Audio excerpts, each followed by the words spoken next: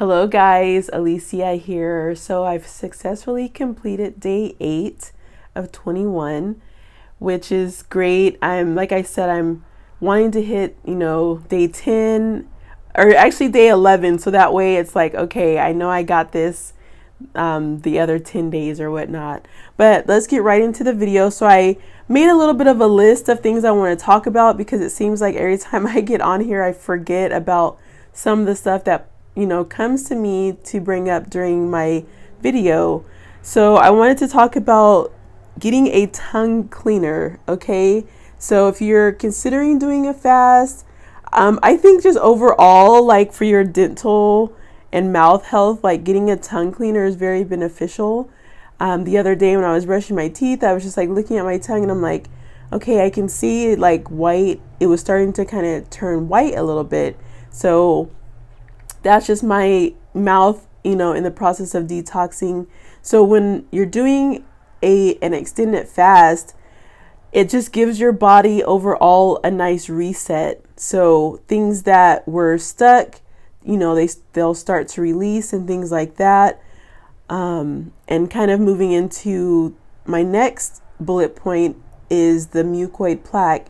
So I have had another round of mucoid plaque coming out, and I thought about taking a picture of it, but I was like, I don't know, maybe a little bit too graphic for some people, so I'm not going to post that.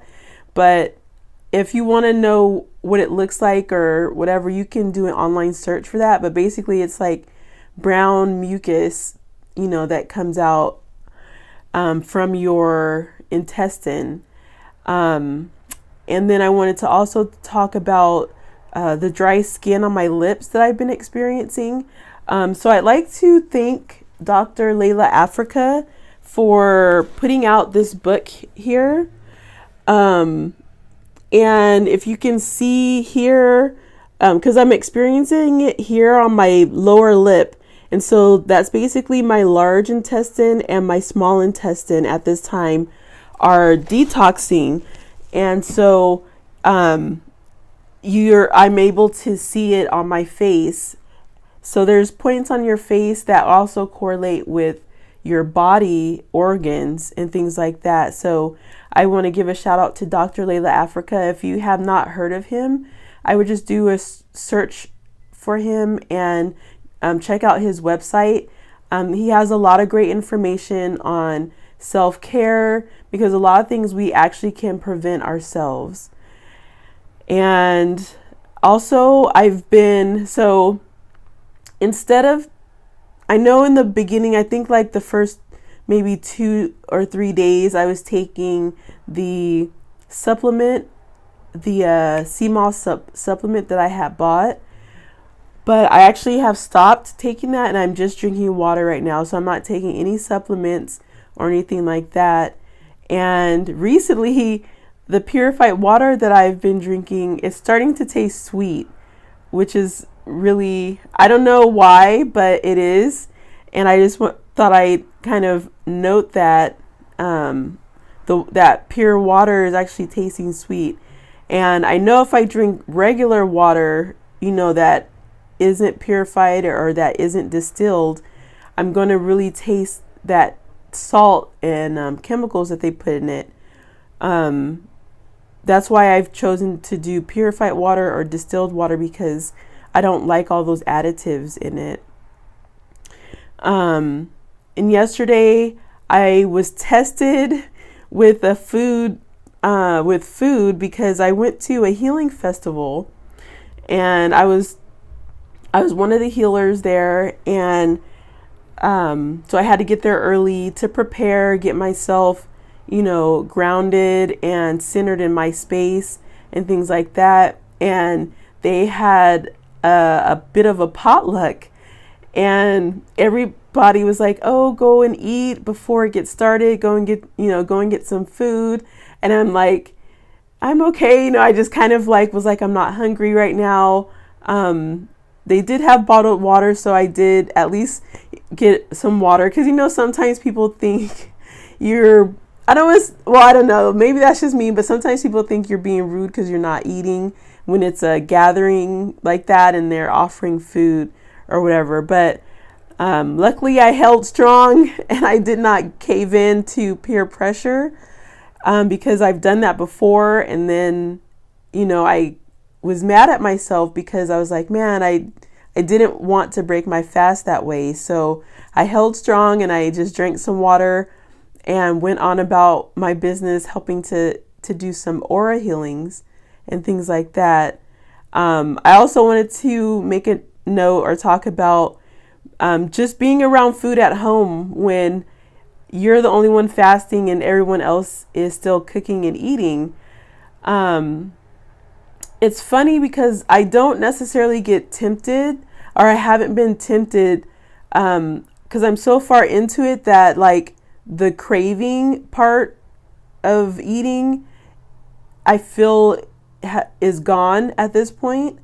It's just more of the smell, because you know how when you cook, especially if you cook with like onions or even just any kind of spices like thyme, sage, things like that, like that smell will linger a little bit. So I've been having to kind of like open the windows and kind of let that smell out of the house, so that it's not, because it was kind of irritating me, like, man, it's like, I don't really want to smell that all day or night or whatever whenever the person is cooking. I wanted to touch on also the mindset of fasting, and this is kind of going to go into the topic of extended fasting dangers. So when you're deciding to do any kind of fast, even if it's intermittent fasting, like your mindset has to be that you're going to complete whatever you set out to do.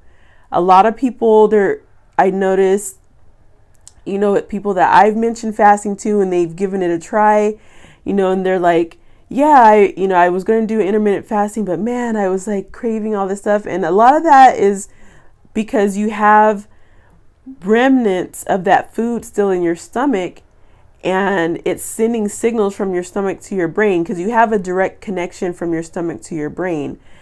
And a lot of times that's just false hunger that is causing those moments of anxiety about food and being hungry and things like that.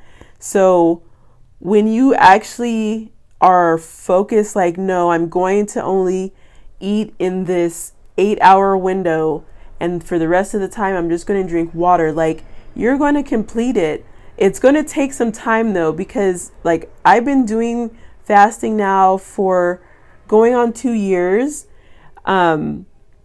My first round of fasting, I'd started slow, guys. Like, I didn't just jump right into longer extended fasts. Like, my first fast was 24 hours, and then I felt that was too hard, and so I adjusted it to intermittent fasting, where I would break my fast I would eat at noon, I would eat after noon, and then cut it off at 8.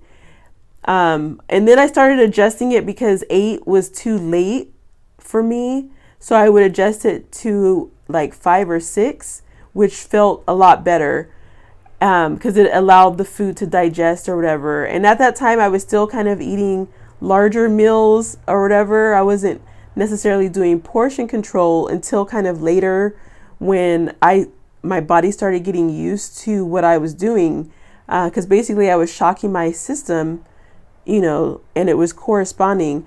But extended fasting dangers, it really just correlates with your mindset. Like, if you're not in a state of mind where it's going to be beneficial, then you're going to have a lot of challenges and ups and downs. I also noticed that my right shoulder has been getting kind of stiff, like when I wake up. So I'm having to do a lot of stretching and making sure that, I'm okay. Well, I want to go ahead and cut this video here. And again, I made it successfully to day 8. So on to day 9. Peace.